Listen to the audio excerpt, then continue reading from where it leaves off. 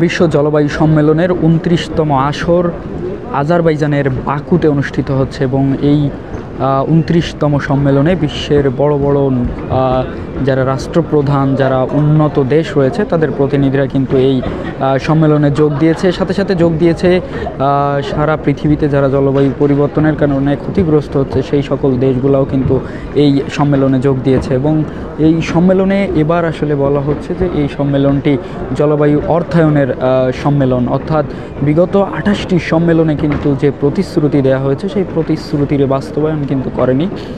তাই এই যে 29তম কপ সম্মেলন, সেই সম্মেলনে কিন্তু এবার সেই অর্থায়নের ওপর গুরুত্ব দেওয়া হয়েছে। দর্শক, সরাসরি দেখছেন বাংলাদেশ টাইমস এই মুহূর্তে আছি এবং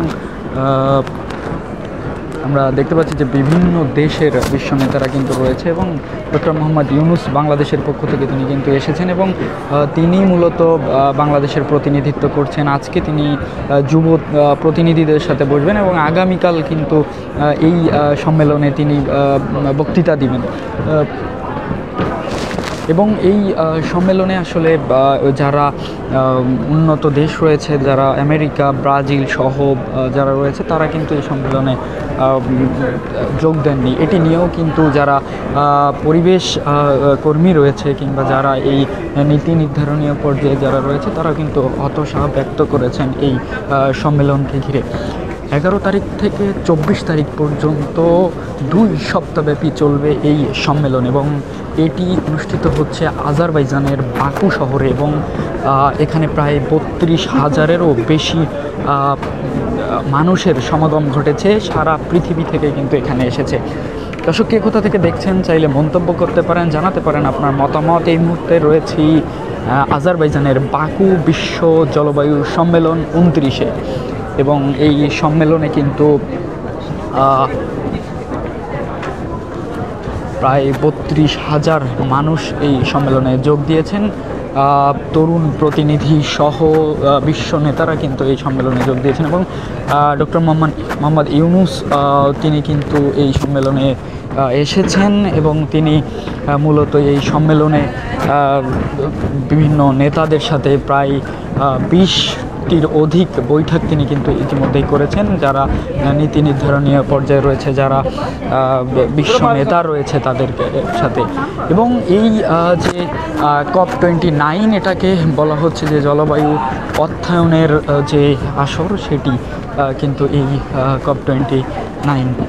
দর্শক, কে কোথা থেকে দেখছেন চাইলে মন্তব্য করতে পারেন, জানাতে পারেন আপনার মতামত। এবং আজারবাইজানের বাকুতে রয়েছি আমি এবং দেখানোর চেষ্টা করছি যে এই সম্মেলনে আসলে বিভিন্ন দেন দরবার নেগোসিয়েশন হবে এবং সেই নেগোসিয়েশনের যে ক্ষতিগ্রস্ত দেশগুলোকে অর্থ দেওয়ার ব্যাপারেও কিন্তু বিগত কপগুলোতে বলা হয়েছে, তবে সেই অর্থায়নের বাস্তবায়ন ঘটেনি, যার ফলে এই কপকে বলা হচ্ছে যে জলবায়ু অর্থায়নের কপ। অর্থাৎ এই কপে আশা করছেন যারা প্রতিনিধি রয়েছেন, ক্ষতিগ্রস্ত দেশের প্রতিনিধি রয়েছেন, তারা ভাবছেন যে এই কপেই মূলত অর্থায়নটা প্রয়োজন, কারণ যে জলবায়ু সংকট দিনে দিনে বৃদ্ধি পাচ্ছে এবং সেই সংকটে যে অর্থ আসলে দেওয়ার কথা বলেছিল প্যারিস এগ্রিমেন্ট সহ বিভিন্ন জায়গায়, সেই প্রতিশ্রুতি কিন্তু তারা রাখেনি, বরং তারা নানানভাবে সেটিকে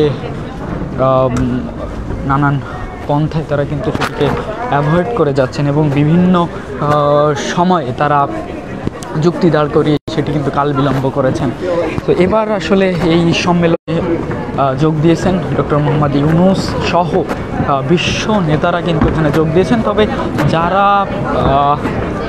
উন্নয়নশীল দেশ বা উন্নত দেশ, তাদের অনেকেই কিন্তু যোগ দেয়নি এই সম্মেলনে, যা অনেকটাই মানুষের মধ্যে প্রত্যাশা কিংবা সেটি কিন্তু দেখা যাচ্ছে অনেকটাই কম, কারণ এই সম্মেলনকে ঘিরে অনেকেরই প্রত্যাশা রয়েছে, অনেক ক্ষতিগ্রস্ত দেশগুলোর প্রত্যাশা রয়েছে। সেটি কতটুকু পূরণ হয় সেটি কিন্তু এখন দেখার মূল কেন্দ্র।